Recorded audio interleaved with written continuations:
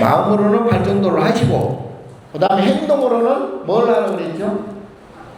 육바람이. 예, 보식, 지혜, 인용, 정진, 선정, 지혜, 주무세요. 자, 그래서 요거를 잘 해야 되지, 일어나는 일에 대해서 일희일비를 너무 해버리거나 너무 집착하거나 그러면 본인의 업을 없앨 수가 없어요. 예. 그래서 부모는 부모의 업, 자식은 자식의 업, 친구는 친구의 업, 이렇게 다 업이 다르잖아요. 그런데 나랑 자식이라 해서 내 맘대로 할 수는 없잖아요. 예. 자식은 정이 오래 가까이 있으면 정이 생기거든요. 예. 정이 안 생길 수가 없어요. 중생이기 때문에. 그러면 그 정이 오래오래 서로 연결이 되어서 부모 자식이 되는 거예요. 그러니까 부모 자식이 되어서 정이 물론 생긴다고 생각하겠지만, 원래 내가 가지고 있는 정이 전생부터 오래도록 누적되어서 그 정이 가장 깊은 사람이 부부가 되고 자식이 되고 부모가 되고 형제가 되는 거예요. 근데 나중에 이제 죽잖아요. 서로 다 각각 죽을 거 아니야. 서로 다 죽은 다음에는 또 다른 중생과 정이 생기겠죠. 예, 물론 이제 이승에서 같이 살았던 부모 자식 지간의 정으로 내생에 가서 또 만날 수도 있고 하겠지만, 그 만난다는 게 똑같은 모양으로 만날 수는 없잖아요. 예, 이제 그거는 인연 따라서 이 지수화풍 4대로 입자가 서로 뭉치고 또 떨어져 생로병사 성주개공하기 때문에 그거는 항상 다릅니다. 그 인연에 너무 우리가 연연하면 안 되고요. 문제는 내 마음, 내 감정, 나의 좋은 감정, 싫은 감정, 또 즐거운 감정, 괴로운 감정, 그리고 행복한 감정, 불행한 감정, 요 감정 덩어리, 예, 요거를 잘 조절해야 괴로움이 결국은 사라진다. 이거를 조절하려면 아까 마음으로는 선명상 팔정도를 해야 되겠죠. 그 다음에 행동으로는 육바라밀을 해야 내 업이 사라진다. 내 업이 사라진다는 건 곧 괴로움이 사라진다. 그래서 부처님께서 처음에 말씀드린 대로 천삼천하 유아독존은 결코 누구를 중생을 지칭해서 누구 한 사람을 지칭해서 되는 문제가 아니죠. 나를 지칭해서 한 거는 아니에요. 지금의 나 말고 본래의 나, 진아라고, 본래 나가 바로 부처예요. 본래 내가 부처였거든요. 내가 부처인데, 나도 부처님인데, 거기 욕심이 붙으니까, 이제 삼독심이 붙으니까 중생으로 떨어지니까 괴로움이 생기고, 괴로움이 생겨서 육도윤회 하는 거예요. 그러니까 이걸 빨리 벗어나려면 해탈해야 되고, 성불해야 되고, 안욕따라 삼백삼 보리를 해야 되는데, 이걸 하려면 그냥 쉽게 없어지는 게 아니죠. 어느 정도 죄는 또 치러야 되니까 죄값을 치러야 되잖아요. 그건 참여해야 되고요. 죄값을 치려면 팔정도, 선, 명상을 해야 되고, 그 다음에 행동으로는 육바라밀을 해야 된다.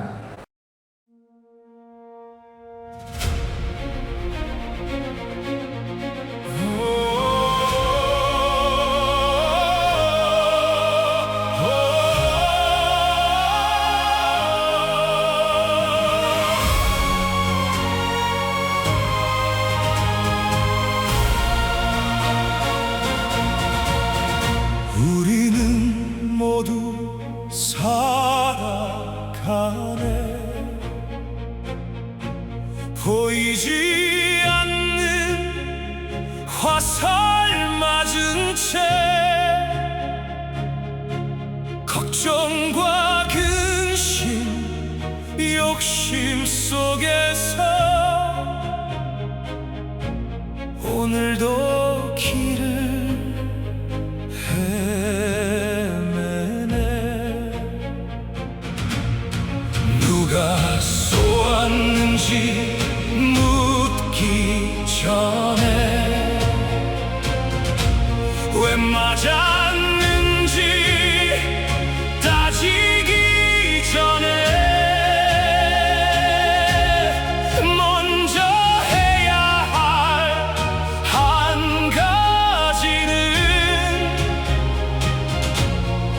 가슴에 화살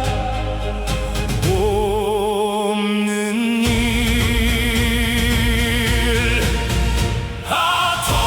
독화살을 뽑아라 탐욕의 독을 내려놓아라 성냄과 어리석음까지 모두 비워내어라 더 많이 알고 싶어도 괴로움은 사라지지 않네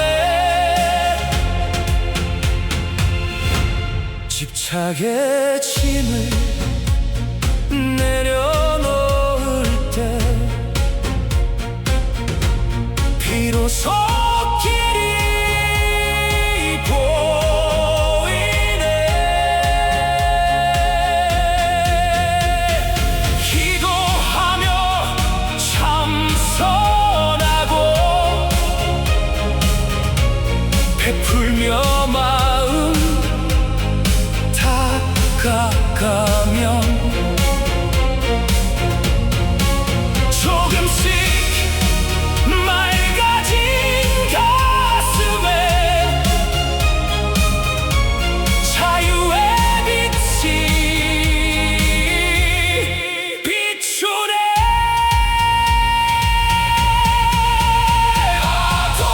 독화살을 뽑아라 망상의 독을 씻어내라 놓아버릴 줄 아는 사람만이 참된 평화를 얻으리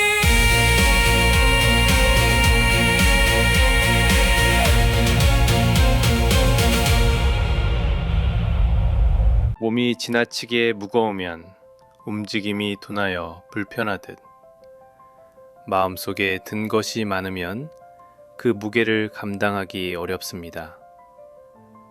부처님 당시 말룬키아 부타라는 제자가 있었습니다.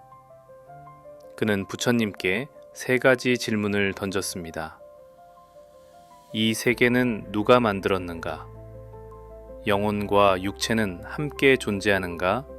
따로 존재하는가? 그리고 내 생은 있는가? 하는 질문이었습니다. 그러면서 만약 대답이 시원하지 않으면 다른 스승을 찾아 떠나겠다고 말하였습니다. 그러자 부처님께서는 한 가지 비유를 들려주셨습니다. 어떤 사람이 길을 가다가 독화살을 맞았다고 합시다. 그런데 그 사람이 화살을 뽑지 않고 이 화살을 누가 쏘았는지, 왜 나에게 쏘았는지, 화살은 어떤 나무로 만들었는지, 독의 성분은 무엇인지 모두 알아내기 전에는 화살을 뽑지 않겠다고 한다면 어떻게 되겠느냐고 물으셨습니다. 말룬키아 부타는 독이 몸에 퍼져 죽게 될 것이라고 대답했습니다. 부처님께서는 바로 그것이라고 하셨습니다. 우리 또한 이미 독화살을 맞고 살아가고 있습니다. 태어났기에 늙고 병들고 죽어야 하는 존재이기 때문입니다. 그런데도 사람들은 독화살을 먼저 뽑으려 하지 않고 오히려 탐욕의 독화살을 맞고 성냄의 독화살을 맞으며 끝없는 욕심과 망상의 독화살을 스스로에게 또 쏘고 있습니다. 짧은 인생 속에서 수많은 걱정과 근심, 비교와 분별을 반복하며 더 깊은 괴로움 속으로 들어가고 있는 것입니다. 부처님께서 말씀하신 핵심은 세상의 모든 의문을 해결하는 것이 아니라 먼저 독화살을 뽑으라는 것입니다. 그런데 사람들은 이렇게 하면 좋을까, 저렇게 하면 좋을까 하며 끝없이 생각합니다. 그러나 이러한 생각은 대부분 욕심을 채우기 위한 도구가 되기 쉽습니다. 지식을 쌓는 것만으로는 생사의 괴로움에서 벗어날 수 없습니다. 오히려 잘못 사용된 지식은 또 다른 탐욕과 집착을 만들고 결국 새로운 독화살이 됩니다. 그러므로 지금 우리에게 가장 필요한 것은 더 많은 정보를 얻는 것이 아니라 마음을 비우는 지혜입니다. 생각을 줄이고 감정을 가라앉히며 방아착하는 마음을 길러야 합니다. 놓아버릴 줄 아는 사람이 진정으로 자유로워질 수 있습니다. 독화살을 뽑기 위해서는 아르마리에 의존하여 욕심을 채우려 하지 말고 먼저 탐욕과 성냄과 어리석음의 삼독심을 내려놓아야 합니다. 그리고 기도와 참선, 보시와 정진으로 마음속에 퍼져 있는 독을 조금씩 씻어내야 합니다. 그것이 바로 생사의 괴로움에서 벗어나는 첫걸음입니다. 오늘 진우 스님의 오늘의 명상에서는 대방광불 화엄경 제25권 10지품 6번째 낭독을 함께 하겠습니다. 지난 회차에서는 난승지 보살이 수행의 무기와 힘을 갖추고 번뇌를 넘어서는 모습을 함께 살펴보았습니다. 이번 회차에서는 난승지의 수행이 어떻게 더욱 깊어지며 보살이 왜 지혜와 자비를 함께 닦아야 하는지를 함께 살펴보겠습니다. 그럼 낭독을 시작하겠습니다. 금강장보살이 개송으로 말씀하셨습니다. 보살은 깊은 자비의 마음을 항상 일으키며 한 번도 싫어하거나 지치지 않는다. 그리고 언제나 제5지의 수행법을 닦는다. 보살은 복덕과 지혜의 두 자량을 깊이 쌓아갑니다. 복덕만으로는 부처님의 지혜에 이를 수 없고 지혜만으로는 중생을 끝까지 품을 수 없기 때문입니다. 그러므로 보살은 자비와 지혜를 함께 닦으며 더욱 깊은 수행으로 나아갑니다. 또한 보살은 언제나 부처님의 보호를 받으며 기억과 지혜의 힘을 얻어 모든 진리를 바르게 관찰합니다. 괴로움과 괴로움의 원인과 괴로움의 소멸과 괴로움을 멸하는 길을 있는 그대로 이해하며 세속의 진리와 가장 높은 진리를 함께 통찰합니다. 그리고 모든 유의법이 허망하고 잠시 인연 따라 나타나는 것임을 깊이 관찰합니다. 모든 것은 잠시 생겨났다가 사라질 뿐이며 단단하게 붙잡을 실체가 없음을 분명히 봅니다. 그러나 보살은 이렇게 모든 것이 허망함을 알면서도 중생을 버리지 않습니다. 오히려 더 깊은 자비를 일으켜 생각합니다. 중생들은 무명의 어둠 속에서 괴로움을 반복하고 있으니 나는 반드시 이들을 깨달음으로 이끌어야 한다.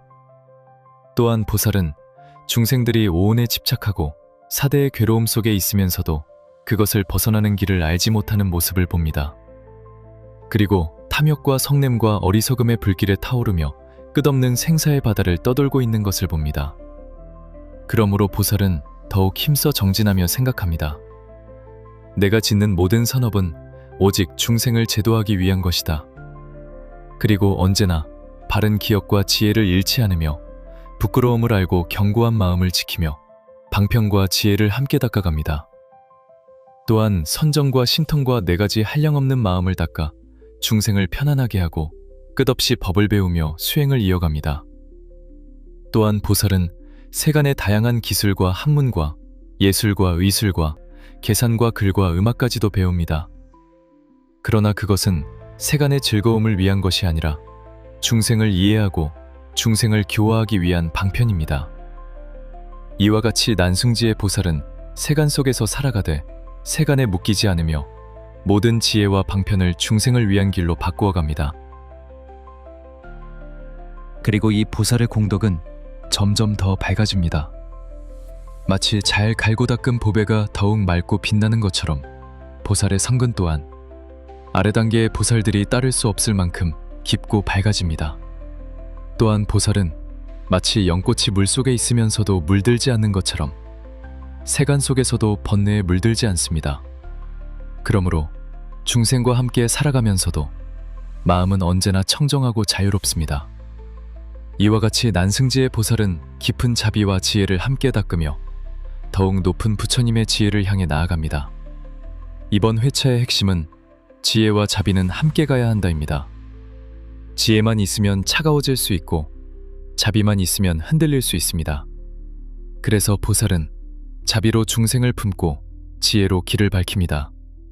오늘은 대방광불 화엄경 제25권에서 난승지 보살이 자비와 지혜를 함께 닦아가는 모습을 함께 살펴보았습니다. 우리는 종종 한쪽으로 치우치기 쉽습니다. 하지만 보살의 길은 균형의 길입니다. 오늘 하루 이 한 가지를 마음에 담아보시기 바랍니다. 나의 자비는 지혜와 함께 가고 있는가? 그 질문이 수행을 더욱 깊게 만듭니다.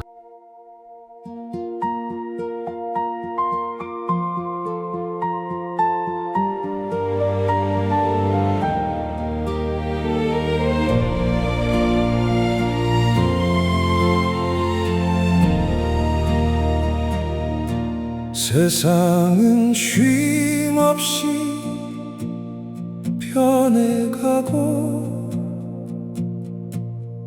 바람처럼 흘러가네.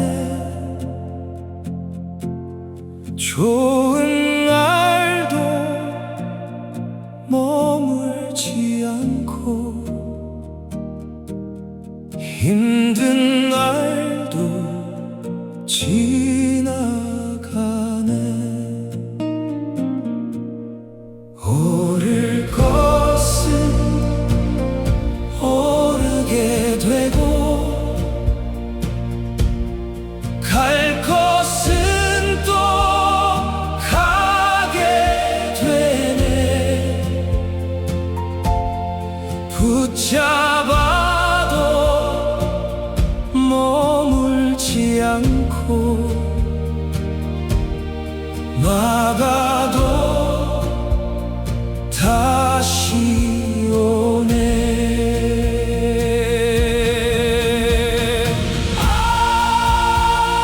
그러려니 하라. 인연 따라 흘러가라. 좋다 싫다 내려놓으면 마음은 평화롭네. 기쁨 뒤에 슬픔 오고 슬픔 뒤에 웃음 오네. 더하고 더라 그 가운데 인과의 길 흐르네. 걱정으로 붙잡지 말고 미움으로 밀어내지 말라. 있는 그대로 바라보면 본래 마음 드러나네.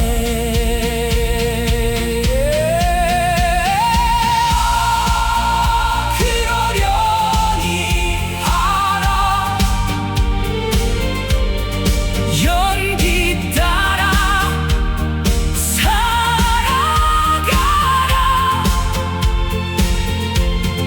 머무름 없는 그 마음에